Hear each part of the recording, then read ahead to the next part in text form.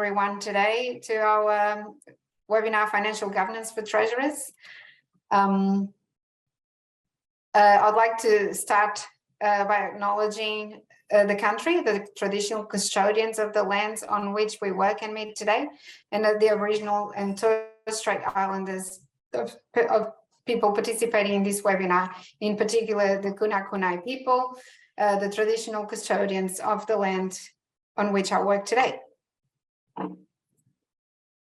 And tonight, sorry, I went one too far. We're gonna have Joss Fenton, which was our presenter at the last webinar for financial governance of committee members. We also have John Burse, which is the treasurer for the Landcare Victoria. And I'd like to introduce John as also, he might introduce himself, but John has more experience as treasurers for other organizations, and he's he's also been involved with the ICB as a director for 13 years, and he looks after about 15 clients that he does bookkeeping for.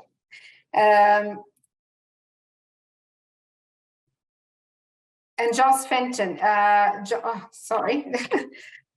Joss is coming from Tasmania, so I reckon it's a bit cooler there than here, Joss, maybe. He's a CPA and IECD consultant. He also works as an advisor for the NRM South, which is the regional body that represents Landcare or natural resources there in Tasmania.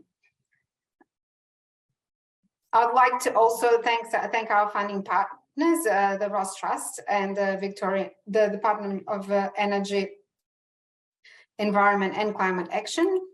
Without them, this webinar would not be possible. Also just a refresher on how to use Zoom. I will ask you today to use only the chat option if you want to put any questions or comments. There's quite a few people participating today, so it would be great if you just use the chat and not the microphone unless we ask you to. And also please be aware that it is only an hour and a half, so we will monitor questions and we'll try to answer as many as we can. But if we can't, you can be assured that we can get back to you via email, so get in touch if you feel that your question hasn't been answered. And it's about time to head over to Joss.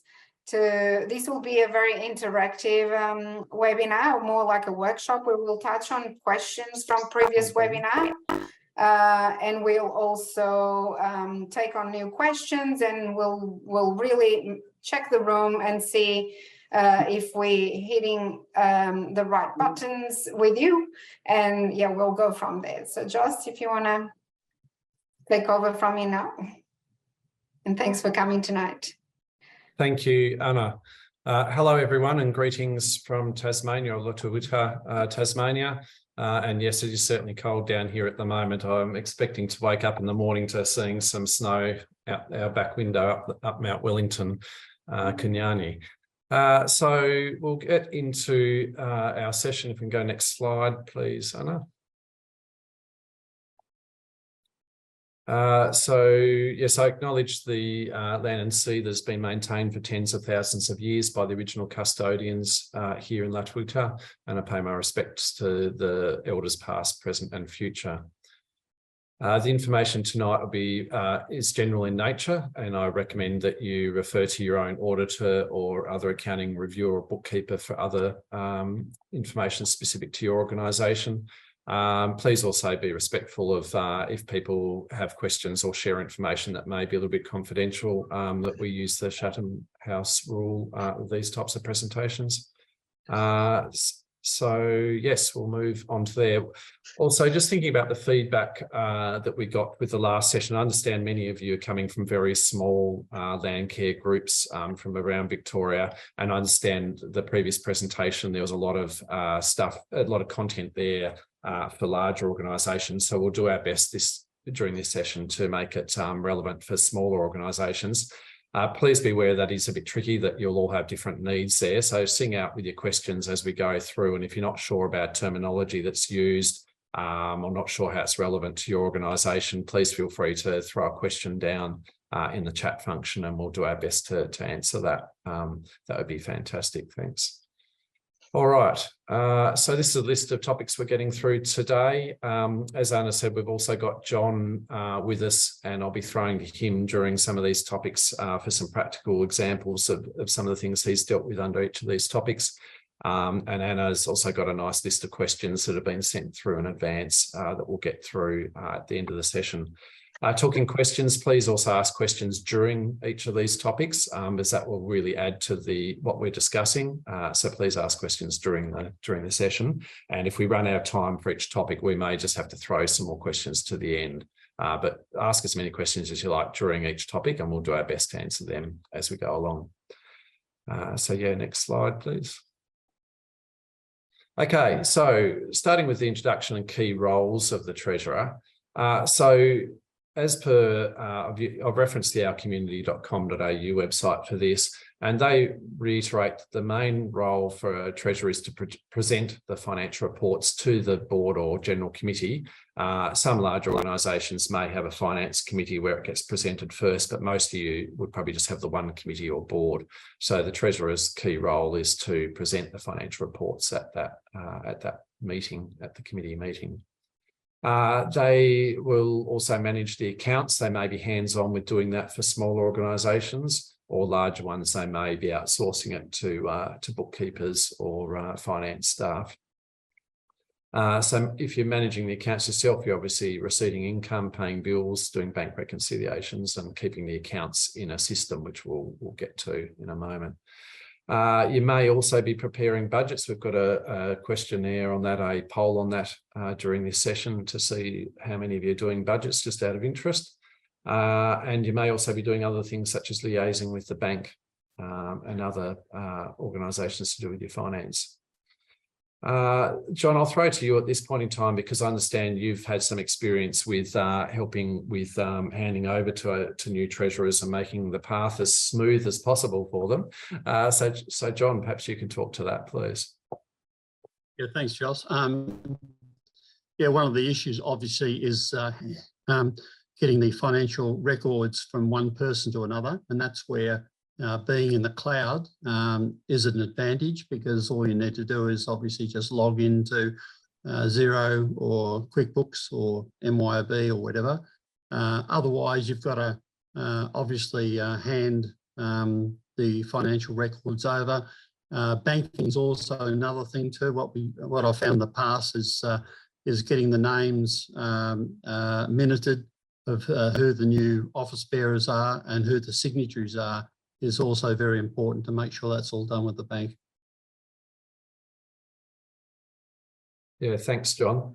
We were also talking about it before everyone else came and joined us, about how you might wish to entice people into the Treasurer role, as well as make it easy for them to start. So yeah, John, did you want to talk to that as well? Yeah, well, I have got an example where we had the local Chum Creek Landcare was looking for a treasurer, and I suggested that I, as part of the treasurer's role, I'd teach them how to use QuickBooks.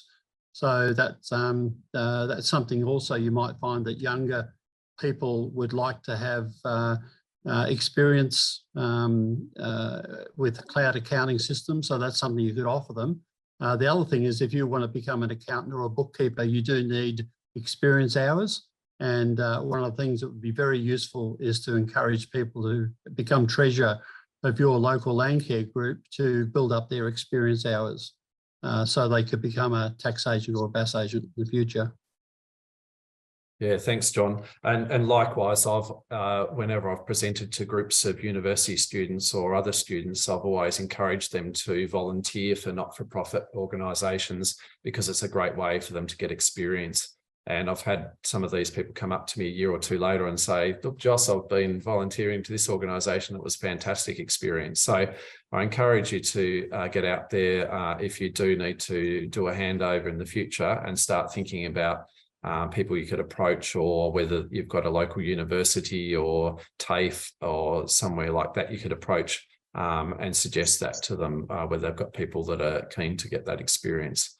Otherwise, you can advertise through places like Seek, even if it's volunteer. I believe you can advertise through Seek is another option as well. Just a point there, Josh.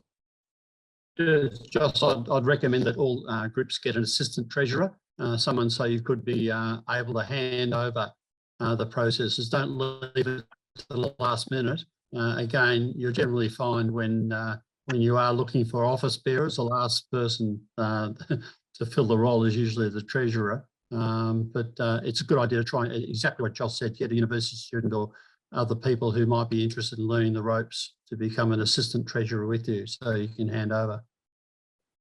I don't know if anyone else wants to throw a comment in there, perhaps in the chat function, first of all, if anyone else has other suggestions on how they've recruited treasurers into the role, or mentored treasurers, as we've been talking about. So I think that's such an important thing. So yeah, if anyone wants to throw some comments in there, that'd be wonderful. All right, we might go to the next slide then, if that's okay, Anna. So we're now going to talk about budgeting, but we'll just do a poll first of all, just get a sense of what everyone out there does and how relevant it is, because this will also dictate how much time we spend on that tonight as well. So yeah, how many of you actually do an annual budget? Hopefully you've got a poll that's just come up on your screens. Yes, and this is our first time using a poll for this webinar, so I'm a bit excited. Hope everyone is having no trouble using it, but yeah, we're getting quite a lot of responses. So seems like the majority of people, 80% do not have do not use any budgets, but actually surprisingly 11 people use budgets, which is more than what I thought actually. So yeah, interesting. That's great. Do you want to end that poll so you can publish it on the screen for people to see, Anna? Yep. So hopefully that should come up now for everybody to see. Yeah, that's really interesting, isn't it? So the no, 77%, 21% yes, and unsure 2%. That's really interesting. So we'll just look at a couple of points on budgets, because even those that say no, I'd assume some may be thinking about it. So we'll just talk about the merits of doing a budget and just a couple of suggestions, but we won't get stuck on this topic for too long.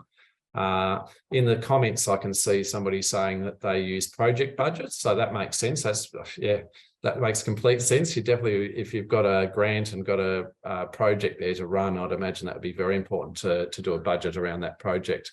And indeed, quite often to do a grant submission, you need to do a budget anyway. So yeah, good point. Thanks, Julie, adding that. And somebody else saying, yeah, they don't think we do, but probably should. Yeah, so that's fairly common. Yeah, sorry, just going back to an earlier comment about the previous slide saying that got handed treasurer role with no handover. So that's important. Some other comments coming through. How would I know my income when I'm dependent upon grant processes? Yes, that's a common issue. You often don't know your grants, what's going to be awarded till you get much closer to the end of financial year, or even in the start of the year. That can be an issue. One suggestion I have got in regards to that, that's a really good point, is if you don't know about a grant or project coming up, you may not necessarily include in your budget, but if you think about that, should be a zero-sum game anyway to run your project, assuming it's going to be a grant in of a certain amount of income and you've got to spend it all. So you could always just table it to your committee and say, okay, this is a project that we've submitted for a grant, but we haven't actually got it endorsed or signed off. So it may not form part of your main budget that you're taking to your committee, but it may be a separate project budget. Can be quite important. John, I can see your hand up. Do you want to add to that while I read through some more of these comments? Yeah, just about the reminders. We've all got things like registration of trailers and insurances that come up at certain times of the year, and that's where budgets can be very useful to let us know that they're commitments that we're going to have to make. And the other one is in relation to our local CMA grants, $500 that most Landcare groups are eligible for. That would be good to have that in the budget too, so we know that we make sure that we're going to get the application in on time. So budgets can be a way of looking forward to expenditures we have to make, and also potential fundings that we can get. Yeah, thanks, John. So, yeah, definitely need to consider, as John said, things like insurance is very important. So thinking about budgeting for things like that, if you've got projects, ideally some of your project monies can be put towards some of those overheads, such as insurance as well. So please consider that whenever you're applying for grants, that you include some allocation for some of those overheads, such as insurance, is also important. Yes, can I, Joss, I'll just say something on that, you know, there's a couple of ways of doing that, and we are actually thinking about running a webinar on this, how to value the work of Landcare. We've done a workshop before, and there's two ways. One of them is to add an admin fee of 15% if you can, and if you can't, is actually understand your overheads and understanding that, you know, those overheads might be insurance, might be employment costs, renting of equipment, renting of a room or an office, you know, and how to actually calculate them and add them to your project expenses. Yeah. And if you're worried that the granting body doesn't like overheads, you could even spell them out, like say insurance allocation, and drop in, you know, 10 or 20% of your insurance allocation. And if you're renting premises or you've got audit fees for end of year, you know, put a portion of that in, actually spell it out so that you're making it clear to the granting body that you do need some monies to help contribute towards those costs. So that's another option. If you don't want to just plonk in an admin fee, an admin amount of 10%, you might want to actually detail what makes that up, is another option. I noticed somebody is asking about systems for budgeting. So we might also touch on that when we talk about accounting systems. But for example, if you use Xero, and I sure, and John can probably talk more to QuickBooks, most of these systems these days have budgeting tools included in the accounting system. So that's an option. Otherwise, a lot of people still use Excel, obviously, or sorry, a spreadsheet. So it might be Google Sheets or Excel or Apple Numbers. Just looking at some of these other comments that are coming in about general overheads, you need to consider that. We've spoken about that, so that's important. And some grants may need co-investment as another point from someone, which is important. That's where budgeting can be really important to think about whether you've got other funds that you can afford to put into a program. Grants can run over several years, so yes, that's something that you need to consider with the budgeting. Somebody, so it's you, Anna, talking about working on the templates, thanks. Putting reporting data on the top of each budget reporting area so the data's not forgotten. Yes, important to think about what dates you're referring to with your budgeting. Yep, that's all sounds good. John, you'd like to add something to that? Yeah, the other one is membership, and you know, looking at financial members, we're going to have to, or you're all going to have to provide the audited memberships to Landcare Victoria shortly, and that's something we should be looking for. Obviously, is how many members we've got, how many members we'd like to have, and how many members we've lost recently. So membership is a particular good area where a lot of the committee might go to sleep when we're talking about budgets generally. If we talked about budgets in terms of membership, most of them would be interested. Yeah, thanks, John. Now, Anna, would you mind pulling up the rest of that slide? If you just press enter a few times, there's a few other dot points there. Thank you. So just a couple of other tips when you're creating budgets. That one approach is you refer to the previous year figures, the actual figures, as that will help prompt you if there's overheads and so forth you need to consider. And if you're looking at prior years, you need to then consider what's the increase is going to be for the current year, such as CPI or insurance, for example, is a common one that's been going up for quite a number of years now, and it normally is more than CPI. So you might want to talk to your insurance broker before you complete your budget and check in to see what the increases are likely to be. Yeah, we also talked about grants, whether you're expecting any grants for the coming year, donations, fundraising. John just mentioned membership income can be a great revenue producer for some of your groups. Whether you've got a goal for a surplus or not, my belief is that a sustainable, financially sustainable organisation does have at least a small surplus each year to help for future proofing the organisation. So that's something you might want to discuss at your board or committee level. What is your goal for the coming year? Do you want to put aside $1,000, $10,000 or $100,000? How much are you expecting to put aside? And that's really important for when you're generating your budget. Replacement of equipment or other assets. It's important to consider that because they, depending on how sophisticated your accounting system is or the processes you're using, that may be a balance sheet item if you're running a balance sheet and a profit and loss. So you need to consider having capital expenditure or asset replacement as a separate line item in your budget. As a rough rule of thumb, you might want to consider that your asset replacement should match your depreciation for those of you that are running depreciation in your accounts. I understand that's not the case for everyone.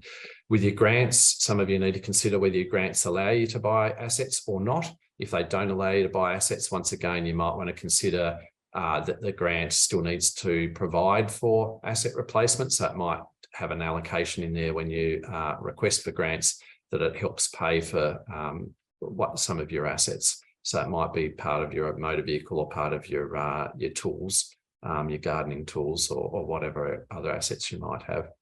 Overheads, how you're going to allocate them against the programs is always important. If you are registered for GST, please think about your budget exclusive of GST, because otherwise some people get confused as to whether it's got GST in it or not. If you are registered for GST, you exclude the GST in your accounting reports. That includes your budgets. Otherwise, that gets quite confusing. Budget revisions, you might want to revise your budget during the year if you had a major grant awarded, is something you might want to consider. Now, we've got a whole lot of comments coming through, which is fantastic. So, John, did you want to add anything to that while I read through some of these comments? No, just using the word audit, it does concern people a little bit. It's just that actually we call it a members audit, which at the end of the year, LVI ask all the Landcare groups to send in a list of their financial members and also any members that might have been left off. It's very important for LVI, obviously, to have a list of active financial members, and that's what I was referring to, rather than actually an external audit of your membership, which we don't require. Sure. So just looking through some of these comments, a good question here from Julie talking about asset replacement, lease or purchase. Yeah, that's a good question. It depends on your situation. It depends on what the grants allow as well. If you do buy your own assets, this is why I think it's important that you recoup some of those costs of replacing your assets. If an asset's going to last 5 years, you've got to think about how much do you need to recoup of that cost over the next 5 years through your grants. So if it's a lease, well, that's sometimes simpler because you can see what your yearly cost is, but often a lease ties you up for the same period of time. A lease might be you lease an item like a motor vehicle, you may have to lease it for 5 years anyway. So often that's not much different as far as recouping that cost over the period of the asset. So yeah, that is a good consideration, and there's no one way of answering that. Either one can work depending on your situation. Just be aware leases often have a lot of extra inbuilt costs in them. So if you do have to lease, just do it with your eyes wide open, and also you may be tying up the finances of your organisation for the next however long that lease goes for. So you need to consider that as well. We're talking about budgeting templates. Yep. So we talked about people using Excel or their accounting system. There's a few questions coming up about audit, so I think we need to touch on that during this session later on, don't we? John, you've got your hand up again. Did you have something else to add to that? Yeah, just to follow up Henry's excellent question about the role of the individual Landcare group treasurer and that of the network treasurer. I'm actually the treasurer of Northern Yarra Landcare Network, which is a network for 3 Landcare groups, and I'm the president of one of those Landcare groups. And again, the role of treasurer is different in each of those. In fact, one of those groups, we don't have a cloud accounting system. We've just basically do things on a spreadsheet. But for the Northern Yarra Landcare, where we do employ a facilitator, it's my role as treasurer there also covers the payroll function too. So, Henry's point is excellent in terms of there are different operational roles of a treasurer of a network and a treasurer of a Landcare group. I've got a question here from Jules saying, if your GST registered, excluded out of the budget for a grant application. That's a good question. Unfortunately, I have seen situations where a grant body wanted the amounts in with GST included, which really confused the issue. It came down to the officer involved in that organisation didn't really understand GST, and that's why they wanted it inclusive of GST. So unfortunately, it does depend on the organisation where you're submitting your grant application to. The more sophisticated organisations or bigger government departments normally would have it exclusive of GST, but just watch out for that. That is a bit of a tripping hazard that sometimes you need to have inclusive. But obviously, if you are registered for GST, well, then the cost to your organisation is going to be the inclusive figure anyway. It's just if you are registered for GST that becomes more of a question. So just double check that when you're doing your grant submissions. Thanks, Jill. That's a good point you make. And it's not, once again, it's case by case. There's no golden rule to that. I'm just saying for accounting reports, typically it would be exclusive of GST. All right. And somebody else just mentioning they use Xero. Yes, we'll come to accounting systems soon. So that's great. Any other points about budgeting? Anna, do you want to add anything else about budgeting? I was just, it is, I think one important thing to remember is when you're doing budgets, or even if you're using an online or a cloud system, you'll find that the figures that show you in that system is exclusive of GST. And it is a good idea when you're doing a budget to exclude the GST off that budget.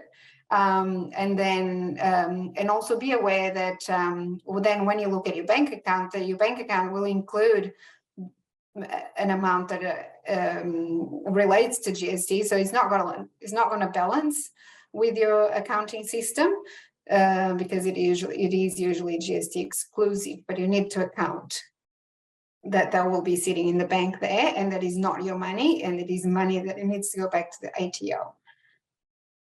If I can make the point too, Anna, sorry, that there are non-financial information that we should be budgeting for, like volunteer hours. And I think, and that's where, again, none of the accounting programs really account for non-financial information as such, but that's where an Excel spreadsheet showing some of your budgets for projects where you're going to have volunteers is good.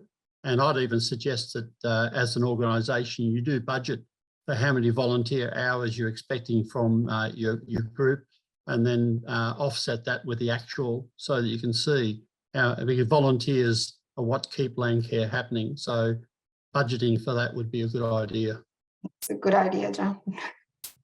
So just on those 2 points, one Anna's raised about the GST and accounting for that. I will reiterate this during the accounting system topic in a moment. But if you are registered for GST, I'd strongly encourage you to have an accounting system to take care of that for you for all those reasons, because then you don't have to overthink what Anna was saying about what appears on your bank statement to what's in the accounting system. All that flows through the system if you're using a proper accounting system. It's been set up correctly. So if you are registered for GST, I'd strongly encourage you to have a proper accounting system do it for you. And if you're not sure still how to account for it, maybe you need to outsource the bookkeeping as well when you're at that size. In John's point with volunteer hours, Volunteering Tasmania ran a project in the last couple of years of accounting for volunteer hours, and they did actually bring them to account in their financial statements, and they were audited. As such, it pushed the boundaries for the auditors, but it was good to see it actually went through and got audited, and they were allowed to actually have their volunteer hours accounted for and have a financial value applied to them. So most of the small organisations, you probably won't want to get caught up with that, but I'm just highlighting that it is actually doable, and it is an interesting concept that has been done. So we'll move on past budgets if that's okay. So, okay, this next topic was about pricing, and I guess it somewhat relates to budgeting as well, because particularly when you're looking at going for grant submissions, and particularly when your grant submission is in relation to providing a service. Sorry, it was all, and feel free to jump in if you want, Anna. It was also in relation to if other groups or other organisations are engaging your group to provide a service for them. For example, in the NRM organisation that I work for, I understand they often will subcontract the work out to Landcare groups or other groups to do the actual work for them. So you need to know how to price that service. Anna, Yes. do you want to add some more to that? Yeah, I just thought we add this. I am not sure. I would imagine not many of the groups represented here today provide a fee for service, but I know some do. For example, the group I volunteer for has a fee for service. It was a really hard one for us to get our head around on how to actually value that fee for service, which again, it's no different to a project, but you know, it should include your wages. And by the way, there's I've added a link to the end of this presentation, and this presentation will be made available. But there is a link at the end from Westpac, that can help you calculate the full cost of a person, of an employee. So you need to be aware of the full costs of employing someone, your insurances, your vehicle replacement, you know, and there's a lot, you know, your hire of the office if you've got one, or a garage if you have one to store your equipment. So, you know, there's a lot of things that come into place when you're calculating that hourly rate. And fee for service is actually a good, and one that I would recommend to any groups that are of a medium to a small to medium size as an extra way of actually drawing some funds to your group, whilst providing an environmental service to your community. Yeah, it's definitely worked really well for us, and something we, Landcare Victoria, will be happy to discuss at another webinar or further, or even in person with anyone that is interested in exploring that option. So somewhat related to this with valuing the hourly rate, I noticed in the questions just now that's come through, somebody's asked the question how you might put a rate on the volunteer hours, so that can also relate to pricing your services. I've just done a quick Google on that to see if I could find some more information, but I noticed the fundingcentre.com.au refers to the ABS, the Australian Bureau of Statistics figures from November 21, and they quote a figure of $46.62. So there are different places you can go to, but maybe that's something Landcare Victoria might like to take up if they haven't already, about how you might value volunteer hours, because I believe there is mechanisms out there, and I know Volunteer in Tasmania did some research on this and found a place to obtain those figures as well. I can't give you the exact figure, but I think it's about the $35 to $38 an hour, but I think that there should be some information that I'm not completely aware right now, but I know it's about that figure. Yeah. So in my notes here of the presentation, as I've said, well, what might a market rate be? A market rate will often be a lot higher than that volunteer rate though, so just be aware of that. So sometimes you have to find that happy middle ground between what a volunteer rate might be versus what a commercial rate might be. So obviously it will depend on who you're providing a service for as to what they can afford as well. So that's something you can consider as a group as well, with how you come up with these prices. As we keep saying with budgeting and everything, you need to consider your overheads. So, you know, if you're providing only 10 hours of work during a year, well, obviously dividing that into your insurance might end up with a much higher figure than if you're doing 1,000 hours a year. So you might want to consider, well, how many hours are you looking at actually providing as a service during the year, and then divide that into your overheads. So please be aware of that. Other considerations, Yeah, so also just highlighted once again, consider your insurance policy, make sure that that covers you for the work that you're wanting to provide as well, because otherwise you may find that you've actually got to incur further costs with your insurance to get the cover for the work that you're hoping to provide. Is there anything else, John or Anna, you wish to add to that about pricing? I'm just, I am not sure if people are getting a little bit confused with how to value volunteers. It is not, it's an intangible value, I guess. Well, whilst we can give it a value, it's an in-kind value, and we use that when applying for grants. But as John said, it is important for groups to understand, you know, what sort of volunteer work they require for the rest of the year. So if they're planning to plant 1,000 trees, how many hours of volunteer work will be necessary? So it doesn't really sit in your points, clarifying that. Sure, thanks, Anna. All right.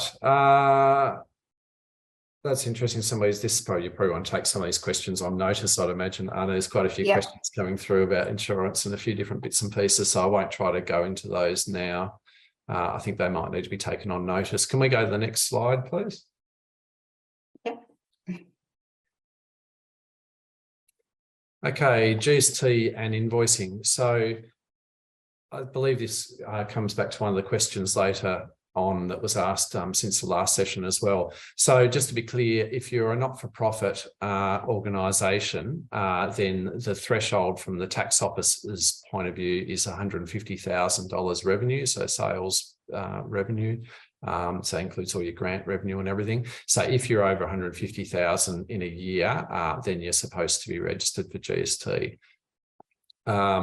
If you're a commercial operation, if you're a for-profit at 75,000, that's just a side note, because most or all of you should be not-for-profits, I'd imagine. Now, it's actually optional if you're under 150,000 turnover. So just be aware there's the odd occasion where a smaller organisation may wish to register for GST. And typically that would be, I've had some organisations where they've got a big grant for 1 year whether to buy some assets or, you know, build a building or something where they've registered for GST. That generally takes them over the threshold, but it's not a normal revenue. But there may be other situations, for example, where their revenue may be not subject to GST. For example, donation income is not subject to GST. So if you, for example, if you're lucky enough to receive $100,000 in donations in a year, and you're spending that $100,000 on expenses that all had GST in them, there's potentially $10,000 windfall. That's an odd occasion. I'm just trying to present the argument that there is occasionally a situation where you may be receiving a heap of income that's not subject to GST, but your expenses are. And that's a situation where you may wish to register for GST. It's an oddity, but it does happen. I've seen it happen a few times. So once again, talk to your accountants if you're not sure about that. And you may need to engage a bookkeeping or accounting firm to help you with that anyway, if you're going to go down that path. The next point that we want to raise is if you're involved in grants or auspicing grants, it could go in either direction. For example, if Landcare Victoria was auspicing a grant to you, just be aware that there's a bit more complexities involved if you're not registered for GST. And there has been situations I've seen where not-for-profits have actually lost the GST because they've had to transfer the money from one organisation that was registered for GST and the next organisation was not. So just be aware there is some complexities around that. I don't want to go into all the detail of that because it's quite a complex situation, but Anna has shared with me the procedure that Landcare Victoria has in relation to that. And I think that's great that you guys have got a policy and procedure in place to deal with that. And if you need that situation looked into, perhaps go back to Anna. Is that okay, Anna? Yes. I was a bit distracted with the chat, but I'll assume we're talking about the auspicing of Is that what we're talking about? Yeah, Auspicing I'm of just grants? saying, probably we don't want to go into too much No. detail on that tonight, I think, but just to No, but make just- it clear, there's a policy and procedure in place Yeah. for Victoria. So you might be aware that Landcare Victoria can auspice grants on your behalf. I know a lot of our members use us to do that.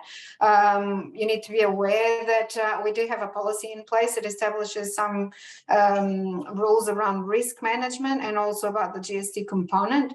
So if you are our member group and you are unregistered as GST, so the GST, because Landcare Victoria will be the legal entity responsible for that grant and responsible for the GST component, because we are GST registered, we will hold that GST. And there's another way of going around that is a bit more complicated, but so bottom line is if you are not registered GST and you want us to auspice a grant for you, we will hold that GST, so you'll receive the amount without the GST. But if you are registered for GST, we will pass that GST on to you. Yeah, that's basically it. Yeah, thanks, Anna. And the last point there, just be aware if you are registered for GST and having to deal with it, just keep an eye on your invoices coming in from your suppliers, because some smaller operators will not be registered for GST as well. So just keep an eye on that.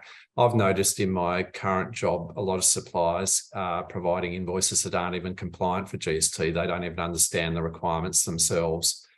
So it is a bit of a tricky area. So just keep your eyes wide open with it. Just probably an important one. Actually, our accountant, the LVI accountant, mentioned that to me coming into this webinar, that what is a tax invoice, and and what is an invoice. So what are the differences between an invoice and a tax invoice when it comes to GST? Yeah, that's a great question. So if an organisation is registered for GST and they're providing a sales invoice, they're supposed to put the words tax invoice on as the header of that invoice.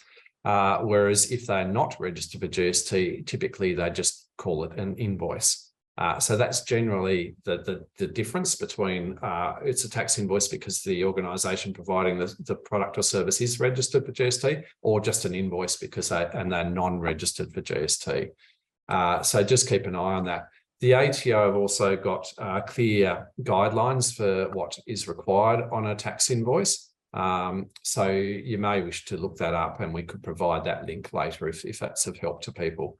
Now, John, I just see your hand up, so you've probably got something to add to this as well, no doubt. Yeah, just in relation to a situation I had with Northern Yarra Landcare, where we got roadside spraying from Vic Roads, and we got a grant of $20,000 to do the roadside spraying. But obviously, when we paid the money to the contractor charged GST, even though we weren't registered for GST, the contractor was charging us $22,000. So when you're applying for grants, even though you may not be registered for GST, it's important that you look at the end point in relation to how much you're paying your contractors, and make sure your funding from organisation covers that. Thanks, John, for reiterating that. You've reminded me why I wrote that last point on there, actually, for that reason, is because you're quite right. When somebody sent you a quote, they may have quoted it exclusive of GST. They might have said, we're going to build that fence for you for $10,000. But then when you get the invoice, you get an invoice for $11,000. You wondered how that happened. Well, it's quite common for organisations to quote between themselves, from one organisation to another, to quote exclusive of GST, because they assume that the other organisation's registered. So watch out for that when you receive quotes to do stuff, that the person quoting or the organisation quoting may be quoting you exclusive of GST. So just make sure they make that clear to you. Yeah, thanks, John. John, is your hand still up from that one, or? Thanks.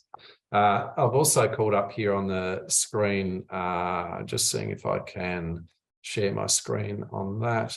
Oh no, I'll stop otherwise. I was just looking up the ATO requirements for tax invoices. So there is a link here which I can share in our chat, I believe, which gives you the link for the ATO tax invoice requirements. There you go. I've just thrown that in there. So you'll see in there that the ATO goes through some of the requirements if your sale is above or below $1,000. And there's also another threshold of $75 as well. So just be aware there's different requirements depending on the amount of the sale. Somebody else is talking about the acronym RCTI, Recipient Created Tax Invoice. So that's a consideration for some organisations where they create a tax invoice on behalf of somebody else. So that's only for particular situations that you can do that. So refer to the ATO or your tax agent as to whether you can do that or not. It's quite common for bigger organisations to do an RCTI or recipient created tax invoice on behalf of a subcontractor, a smaller organisation. Okay, anything else with pricing? Shall we move on from there then? Sorry, GST and invoicing. Pricing was the previous one. Done GST and invoicing. Okay, on to accounting systems. So Anna did a great job of putting out a poll before this session. We'll redo this poll now because we've got a few more participants, I believe. And the results came in from, so yeah, Anna's just running this next updated poll. So we'll see what the results are there. And it's probably going to be, it looks like it's going to be quite consistent with the previous poll, Anna. That's great, everyone. Thanks for responding. One here, Josh, that I know there's some confusion with people about membership. So if it has membership income has GST, and I'd say that depends if you registered as GST, it does, isn't it? If you're not, it doesn't. But if you are registered for GST, it just means that all the goods and services that you provide, and membership being one of those, includes GST. If you're not registered, it doesn't. Yeah. So yeah, so we've got the winner for Excel. Sorry, do you want to just throw to John from he may have had some point to make about the membership income as well, if that's okay. Yeah, I just had one of my clients who's the local bowling club just moved over the 150,000 threshold, so it's now registered for GST. They've got the situation obviously now where their members have to pay GST on their membership, and what the club did there is that they made the membership tax inclusive. So obviously it didn't look as if their fees were going up, but that means essentially that the bowling club is receiving less income than what they were before, because now they have to pay 10% of their member revenue to the ATO. So something for cash flow that the groups need to be aware of. And also the fact that members have to be aware that once you register GST, they'll be paying more if you're going to put the GST on top of the membership. Yeah, thanks, John. That's a good point. That's something that needs to be considered when organisations register for GST, that members maybe may have to either wear the cost or the organisation wear that out of pocket. But also on that, I would say don't feel too scared about putting your membership up. We just went through that process in our group, and we did. We've created different levels of membership for families or for retirees, or and we did put our memberships up as well. And I think most people will be understandable about that. And one here from Alex, which I think it's pretty common. This is a good question, and I think it's a common one. If does grant revenue contribute to the 150,000 threshold? And the answer is yes. Any income will contribute to that threshold. All right. Did you want to stop the sharing of the poll? And sorry, you've shared it. Everyone can see it, I assume. Excellent. So now I stopped sharing. Yeah, no. That's yeah. Sorry, I just realised that you had that up. So yeah, as Anna, I think started to say just before, Excel is the clear winner there for an accounting system for the attendees here. So I see this as a result of the sort of size of a lot of the Landcare Victoria groups. that a lot of you are using Excel. As organisations get bigger, and as I said earlier, if you are registering for GST and or having payroll, I would highly recommend to move beyond Excel. I think Excel has its use, but once you have to be a bit more sophisticated with GST and payroll, I'd strongly encourage you to move on to an accounting system so that you can get better support from your accountants, auditors, or for example, for those of you that might be able to outsource their bookkeeping, and also for handing over the books to the next person. I find if people are handing over Excel spreadsheets from one person to the next, often that can be a bit confusing for the new person because it can be a very personalised thing. But I can understand other software systems come at a price. John, you might like to add to this. Yes, Josh, there was a previous comment made about the grant received for a facilitator being GST free. Well, it's not actually GST free. It's not taxable. You know, payroll and stuff is doesn't attract GST. It's out of scope or not taxable. But that is the funding that you receive, like Anna said there, would be referred as income. And so it would contribute to the 150,000 threshold for registering for GST if you're receiving funding for a facilitator. I see a good question asking how much people charge for organisations, for memberships. I'm not sure if that's something that Landcare Victoria want to take up into the future, to take a poll on that. I'm sure that'd be useful information for people to share if they're willing to. That would be quite useful, I'd imagine. Oh, there you go. Lots of people are sharing it in there. Excellent. Oh, that's great. Maybe we should have put a poll in there for that, Anna. All right. Was there any more discussion about that, the poll with the accounting system that we want to add in there, Anna, or we're quite happy with that? I think we're right to keep going. So the slide, can you just go back to my slide on accounting? Sorry, that was the same results, or results from the previous, wasn't it? Okay. So if there's no further discussion on the accounting systems, we can move on to reporting, which does lend itself to accounting systems as well. Okay, so dealing with the smaller organisations, I would recommend that you would all have some sort of basic profit and loss, or a basic money in and money out type report at the very least, I would expect. So that might include the financial year to date, income and expenses, and also the period since the last meeting. Some organisations, it's just easier for them to have the whole year to date, and that's just they keep updating it. Some organisations might like to have the period since their last meeting and then another column for their year to date.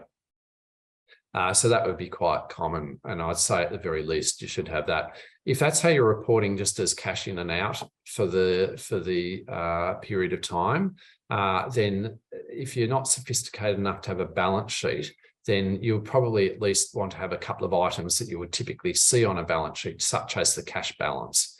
So once again, if you're just reporting the cash in and out over a period of time, you probably also want to let your committee and your board know what is your cash at bank at that reporting date. So that might be the end of the previous month or whatever reporting date you're using for your reports.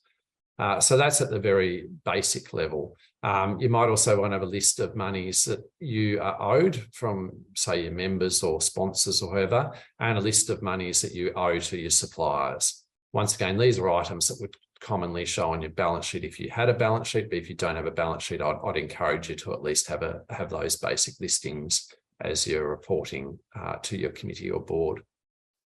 Now, I was interested to know what else people are using for their reports in their committee and board. So I'm not sure if people want to throw up some comments there in the chat function as to what other reports people are using. And then we're going to go on to discuss preparing for audit for those of you that need an audit done. John, did you want to add some more to that before we go on to those next couple of points? And so it was about reports being tabled for your general committee or board. Yes, Josh. It's probably worthwhile even identifying the difference between revenue and expense and receipts and payments. I find that a lot of not-for-profits really are looking at receipts and payments, which is cash coming in, cash going out, essentially. And it's important to try and stay away from the jargon. There is some confusion even about the word profit and loss. It really should be profit or loss. You can't be profit and loss. But again, it's important, I think, when you're doing reports to try and keep an idea that your members aren't financial accountants and don't really understand necessarily a lot of the issues of balance sheets, profit loss, and so on. And so therefore, I try and keep it as simple as possible, and wherever possible, even using Excel, try and use pie charts and bar graphs and stuff to explain just the money coming in, money going out. Keep it really simple, but to let them understand from a governance point of view that the organisation is able to cover its debts and so on. That that's from a governance point of view, we need to make sure that the Landcare Group is financially viable. Yeah, indeed. Thanks, John. I noticed one of the questions in there, and I know it relates to the previous slide about accounting systems, but I think it also relates to how you present your reports. If you are looking for cheap accounting systems, I noticed one of the questions was, what's the cheapest non-Excel accounting system? With systems such as Xero and QuickBooks Online, the starting price is actually quite cheap if you don't have payroll. And particularly if you did it through an accounting firm, we have a lot of accounting firms have access to even cheaper systems. So sometimes you can pick up one of these systems from between $10 and $20 a month starting price. So I would suggest it's not expensive, and it does keep things a lot simpler. And also, Joss, I just wanted to add to that, and this was a comment from John that I'm going to steal, John, from our last webinar. There's a Connecting Up is actually an organization that provides, you can register. I've done that. I didn't know about it, and I did it this last week for my group. You can register and they'll give you some discounted softwares and even laptops, computers, so there's a link at the end too. Sure. I'll just put in the comments the pricing for Xero, and John may wish to put up the same for QuickBooks Online if he happens to find that landing page for the pricing. Okay, just looking at some of the comments about some of the reporting and the basic spreadsheets and so forth. Now, preparing for audit, for those of you that do have an audit, you would generally need to produce a profit and loss and balance sheet as part of your audit, or at least a grant acquittal if it's just for one grant, for example. So just be clear about what you actually need there, and you probably, given we're coming up towards the end of the financial year now, you need to find out what are your requirements. So there's a couple of levels to that. Do you have requirements from your grant bodies to have some grant acquittals audited or not? Do you have requirements from ACNC? If you're registered with ACNC, you may have a requirement to report there. I heard from an auditor today that said the ACNC is looking more closely at some of the reports being lodged with them now to make sure that they are compliant. So if you are required to lodge to ACNC, just be clear on your requirements there. I'm not going to go through and spell out what all those are now because it really depends on the size of your organisation. There's a number of thresholds there, so you need to be aware of that. Perhaps in the comments I'll put up the thresholds, but please be aware that they're also changing over the next 12 months. So you do need to keep yourself aware as to what your threshold is and how that applies to your organisation. And there's also links at the end of this presentation that will link you into that information if you need it. Yeah, great. Thanks, Anna. So yeah, preparing for audit, start making those investigations now. Don't wait till July. Most audit practices are extremely busy once you get to July. So if you haven't already got your auditor teed up and understand what your requirements are, you may find it hard to have time to get with your auditor to find out what you need to do for them. So I encourage you to discuss with your auditors sooner rather than later as to what they want from you. That's certainly what I'm doing. That's why I had a discussion with an auditor today. So please do that. Anything else around reporting from John or Anna, or any other comments in there that's worth highlighting?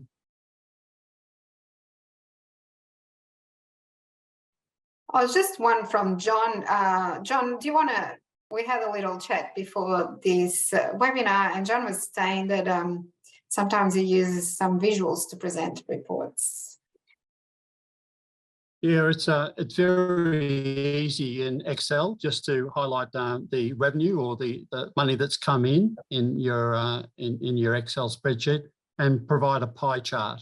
That's something that I think all Landcare groups would appreciate, is seeing a pie chart of what slice of the overall income has come in from things like your community grants, from your catchment management authority, and particularly from membership. I mean, that's important to see how much of our overall income has come from membership. So use pie charts, very easy to do in Excel. If you want to see how to do it, just go onto YouTube and type in how to do pie chart in Excel, and it'll show you how to do it. And also the other thing I do, John, as a treasurer for a small not-for-profit Landcare group, is, you know, at each, we have a monthly meeting. At each meeting, I used to present a profit and loss, balance sheet, accounts receivable, accounts payable, and no one could understand anything about it.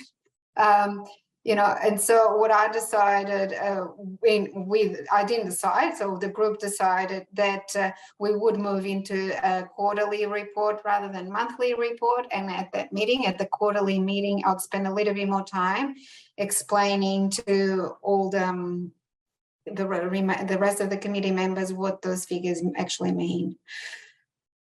Yeah, I like the other thing, Anna, too. Yeah, sorry, Joss. It's important to be able to show the different sources of projects. So one thing I would suggest is that each different funding source has its own bank account, so that the bank account report does show you quite easily how much money's come in and gone out from the bank account, but also that you do provide separate reporting on projects. So you can see how much money came into that project and how much money went out. So that, for example, if you were doing something like democracy sausages, as I did, it's important to show you how much money came in from your democracy sausages, which in my case was about $105, and also how much money went out, which is about $113. So it showed that we did pick up a member, which was good. So that sort of reporting is important for the members to show if we did a particular activity, how much money came in for that activity, how much money went out from that activity. And you've got to make sure that your accounting software can actually break up in terms of classes or jobs or tasks. So just picking up on a couple of those points made, I think that was good that Anna highlighted that you may consider your reporting, whether you're reporting monthly or quarterly. I've had those discussions with a number of boards and committees, and sometimes it is easier to move back to quarterly unless there's a real pressing need to have it monthly. So I think that's a good point. John was highlighting with the reporting around various projects or funding sources, because sometimes they're not necessarily aligned one-to-one. So just be thoughtful of that. And it's good if you have an accounting system that can break apart your different projects and or funding sources. I must admit, I've got a professional difference of opinion to John with having separate bank accounts for projects. I've seen organisations make a real mess of that, so I'm not a fan of that, to be honest, from a professional point of view. But I can understand for John and dealing with some of the groups he's dealt with, it may have worked better for him. But I'm just flagging that. Talk to your accountants about that, because they may have different opinions on that. And my opinion has been to steer well clear of having multiple bank accounts, particularly when you're registered for GST. It gets really confusing to try to account for GST or with multiple projects and multiple bank accounts. Anyway, that's yeah. And just on that, I mean, my group manages time, you know, sometimes 20 projects, and we do use MyOb, and we can set up different jobs. We call them jobs. They are projects, and we set up. So I allocate each of them have their own little budget, and we allocate all expenses and income to that project, individual project. I know Xero has got some limitations in the amount of projects you can have, but I think you have to pay a little bit more. But yeah, some people in the chat also saying that's what they do. They just manage it as different projects, either through Excel sheets. Also there's a question here, if you don't mind taking that now, Joss, if there's any requirements to lodge an income tax for land care groups. Part of your ABN registration, if you look up your ABN under the ABR website, it will say whether you're income tax exempt or not. That's part of the equation of that. But the ATO has actually got a standard form now that I'd encourage all not-for-profits to fill out, complete each year, where you make a declaration that you're not subject to income tax. I mean, most not-for-profits aren't subject to income tax anyway, but it could be handy, and I think it's going to become more enforceable that declaration is made each year. Because even if your organisation has got an income tax exemption, you're supposed to refresh that each year and just double check that that's still the case. So please be aware of that. I see a couple of notes about, I saw one question about free accounting systems. Once again, I'm not a fan of that. I've had organisations come to our accounting firm back when I had an accounting firm, and we weren't prepared to learn a new free accounting system for one or two organisations. So it's not worth our while. So just be aware, if you are going to use a free piece of accounting software, it may work for you and that's great, but don't expect other accounting firms or other people necessarily to pick it up and use it as well. So just be aware, if you're handing over from one treasurer to a next or asking for an accounting firm to help you, that free accounting systems are not necessarily very useful at that point in time. All right, I think we've said enough about that. Oh yes, and sorry, Anna was talking about project-based accounting or funding, different funding streams. And in Xero, it's called tracking categories as another option. I know somebody's talked about projects, but there's also tracking categories in Xero, and that comes with these standard subscriptions. You don't have to pay extra for that. So you can set up your different jobs or projects under tracking categories if required. All right. Any other points about any of that? I just noticed QuickBooks here. Thanks, John. You're highlighting that you use classes in QuickBooks. That's a good point. That works quite well in QuickBooks. I've seen that working very well. And you can run a separate profit and loss. I know you don't like that term, John. You can run a separate income and expense report for each class, which I think works really well out of QuickBooks. Very similar to other systems. There was just one question. You didn't get it, came to me as a direct message, but is a question about if small land care groups need an accountant or auditor, and just letting you know, there's a reference to that at the end of this presentation with a link, but it just depends on that threshold, which is 250K at this stage. But also you need to check with your group because the rules might be different. The quick answer is maybe not. The short answer, the long answer could be that you might consider having an accountant because it's an extra set of hands, there's an extra brain they're helping you through managing, you know, the difficulties around being a treasurer. And yeah, it makes it easier for any other treasurers coming up. That I would recommend having one, but if you can't, it is most of the times is not a legal requirement, but you need to check. Yeah, totally agree, Anna. There's a few things to consider in that and unpacking that question. That it depends on your requirements, you know, whether you're over the threshold or not. Your constitution, for those of you that got rules of association, you may have a requirement in there to have an audit. And if you don't want to do that anymore because you're below the threshold, you may need to change your constitution. So there's a few considerations there. You mentioned accounting firms, Anna. Just thinking about, John, what you said at the start of this session. There's also bookkeeping firms may be able to assist you with a lot of this stuff. So you don't necessarily have to go to an expensive accounting firm. You may find some bookkeeping firms can do what you're after. So please consider that as well. And also here, question from Alex. I know Alex just jumped into the treasurer's position and there's a lot to learn and is taken over a difficult job, I think, but it's just asking, you know, if you turn over 140K and then 160 and then you go back to under the 150 threshold, you need to change your GST status. Yeah, that's a good question. I'm trying to remember. I did ask the ATO that a couple of years ago, and I must admit I've forgotten the answer. I apologise.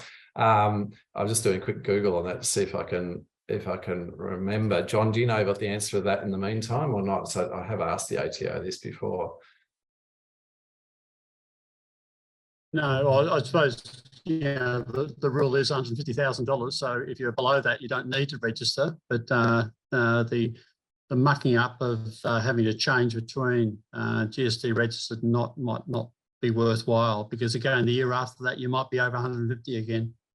Yeah, and I think it is a good practice. I mean, it's got quite a lot of benefits, as Joss mentioned, to be registered for GST, especially for land care groups where generally we have a lot of expenses.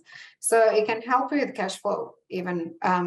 So if you go and buy some toilet paper and the toilet paper has GST, you know, you'll get the GST back. If you've got the tree guards and they got GST, you'll get the GST back. So it's, once you're registered, I'd say just keep the registration going. Yeah. Okay. Easier than moving around. The more complicated question, Joss, is if changing from a cash BAS to a non-cash BAS and the implications that might have on an organisation. Yeah.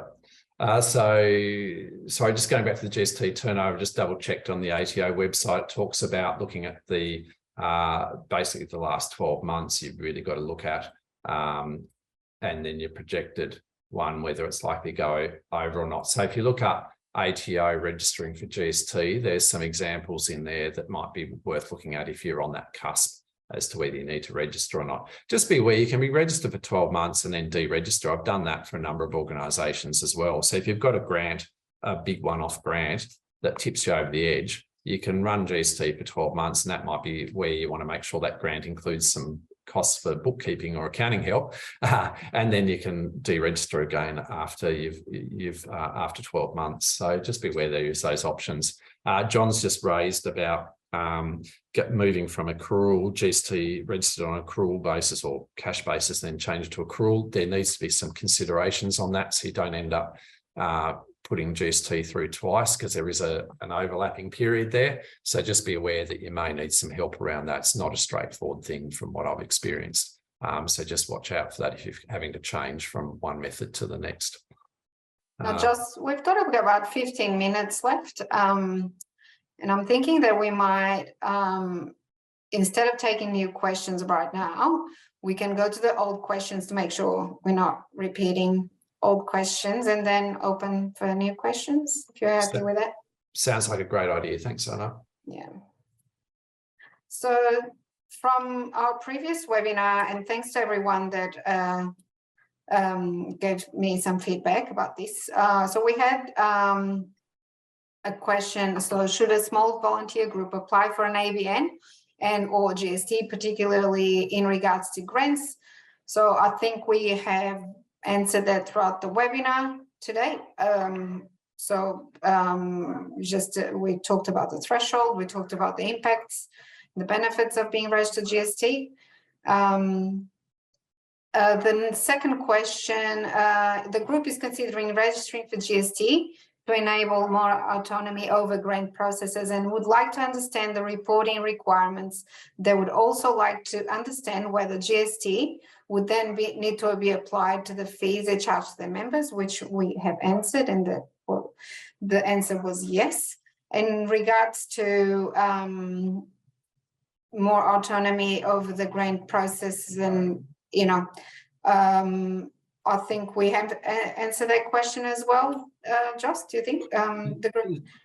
This is question 3 now with the question 2 still. So considering to register for GST, I think we've covered that. About GST on members. Yeah. Do you want me to go on take question 3 now? Yes. I don't think we've covered that. So just be aware, and it's a good question that this person's asked, that when you do change treasurers and office bearers, you often need to update those details with the ATO. But please be aware it's not just the ATO. A lot of people forget about the ABR, or Australian Business Register, and that is a separate database with the Australian government, and it needs to be kept up to date. Otherwise, when you go to situations like the bank where you need to do things to the bank, sometimes they check that and they find that's no longer up to date and you can't talk to them, which can be very awkward. If you get stuck with that, you may want to go to an agent, a tax or a BAS agent, and they can help you update those details with the Australian Business Register and the ATO, because that's a common trap that people find themselves in. Ideally, you have a good handover with a previous treasurer and all this gets sorted out in the handover, but sometimes that falls in a bit of a gap, unfortunately. Do we stick with paper BAS? Generally not. The ATO doesn't like paper BASs anymore, so it's getting pretty difficult to do a paper-based business activity statement. It's generally electronic these days. So question 4, I can answer that one. Small volunteer land care organizations struggle with a quality membership system that is not expensive or complex. That has come to us many times, and unfortunately that is not one solution for land care out there. But through a webinar, I ran a webinar on fundraising, and someone actually had this idea they were doing for their group, which they were using SurveyMonkey membership as a method of collecting membership information and funds. And also you can also use it as donation. So I had a look. There's a fee attached to it, but I actually really liked it. So have a look and explore it if you want to. But that is not one system out there for us to use, unfortunately. So this is a question that probably the question number 5 probably take some feedback from the people present today. As a new treasurer, how to untangle what's happened in the past so we can start fresh. I mean, I don't think there's a very simple answer to this. Ideally, there'll be systems in place that will allow for succession and some template, some information there from the previous treasurer, but I know that is not always the case, and I don't have the answer to this. So yeah, if anyone has any recommendations on how to go about this, please pop them in the chat. John, do you have anything else to add to this question?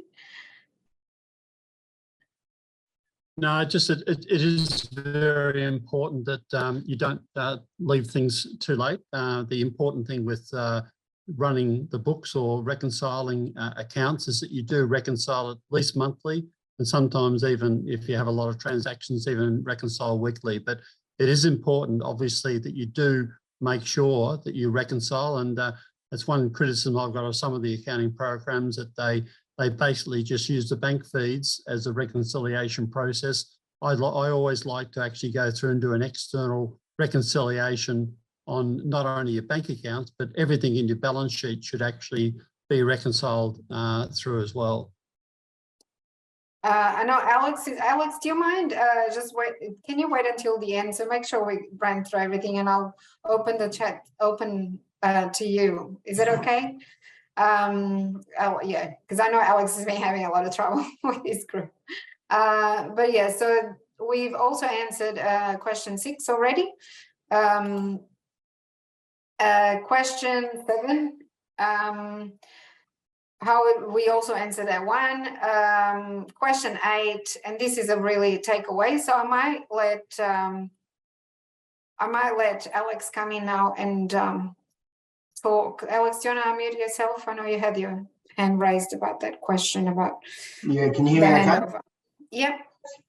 Yep. So I've come in. We've got probably 4 or 5 grants from years gone past, and I've got no idea what's been spent on what grant money coming in. And by June 30 this year, I want to be able to put my hand on my heart and go, this is where we are from this point. So I'm going to have to make a heap of assumptions about what's happened in the past and just say, this is where we think we are right now. And from this point forward, I'm comfortable that that everything's true and fair and correct, but I've got no way of accurately reconciling that stuff in the past, and I feel really uncomfortable being the one responsible for the finances of the group when I don't really have an idea of what's happened in the past.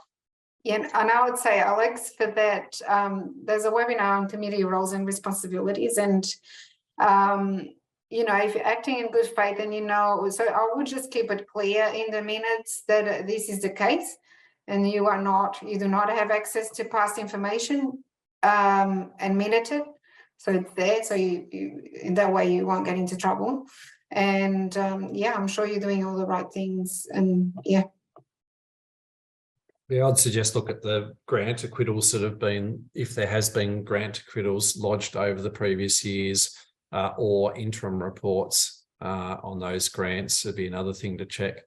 I don't envy your position, Alex, and I can understand the concern you have. I've seen a few of those situations where grants may have gone on for 3 or 4 years, and it's not until the 4th year that everything gets brought to account. Perhaps engage with an accountant to help you sort that out as well, and come up with a reasonable balance for the end of the year for it. It's not a great thing to have to do. yeah. John's got some thoughts on this, I think, as well. Yeah, the other point there is to a lot of the online software programs like MYOB, Xero and QuickBooks allow you to actually attach original documents to your transactions, which is always a good idea. I mean, the problem of a lot of accounting programs is that it just comes through from a bank feed, which is fantastic, but you have no evidence of actually what the transaction was. If the previous people were actually attaching original documents to transactions, it'd be a lot easier to go back and audit the information. So I would recommend, if people are keeping a bookkeeping system, that they do do attach documents, and some of them actually make it very easy with a mobile phone app. You can just take a photo of the receipt, and that automatically goes through and updates the transaction on your accounting program. Thanks, John. Yeah, thanks, John. That's some great updates in relation to the online accounting systems. Anna, would you like me to have just a very quick go at answering question 7, or was that what Alex just asked? Yes, please. Yes. Okay, so I'm not going to go into detail about question 7 because it's a very technical matter, but just to flag a couple of things if people are in this situation. Please be aware that there was a new accounting standard that came out in relation to reporting on grants. And that just came out about 3 years ago. So it has changed the way that we've had to account for some of these unexpended grant monies. And as I said, it is quite technical. So the accounting standard is AASB 1058. So I'm just going to put that into the chat. I'm not going to try to explain all the ins and outs of that now, because it's a very technical standard, but it does guide us as to whether a grant amount, an unexpended grant amount, whether it is left on the balance sheet or not. Hopefully your auditors can help you with that if you have that size receiving grants and have an audit. If your auditor doesn't understand or doesn't know how to help you with it, you may need to find a new auditor, because I have found quite a few auditors that don't understand this standard. And it is important, particularly if you're reporting to the ACNC, that you get this right. So please refer to your auditors, and if they're not sure, you probably need a new auditor if you're a reporting entity. So for those larger ones there. If you're not a reporting entity, we've probably got some flexibility there as to whether you show it on your balance sheet or not, to be quite honest. So it's more for those that are caught by the reporting rules, then you need to get that looked at. Right. So that leads us to the last question, and we have another 5 minutes left, but this is I left the last. I think this is the most important question of the webinar, and was put by one of our member council, Anthony, last webinar. What would be the top 3? He asked for the top 3, but I've added another one. Questions you would recommend committee members ask to ensure good financial governance. And that this leads us to what sort of, as treasurers, what sort of information we want to provide our committee members. So question number one, where can I get access to more information?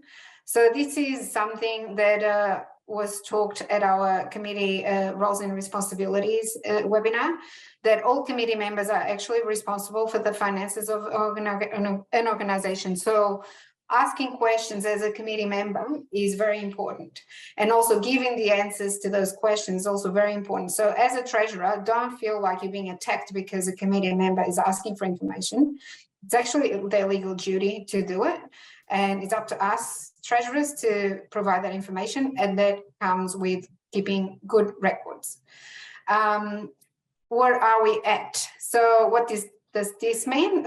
So the statement of financial position will be the statement that will give you the position of the group at that specific time.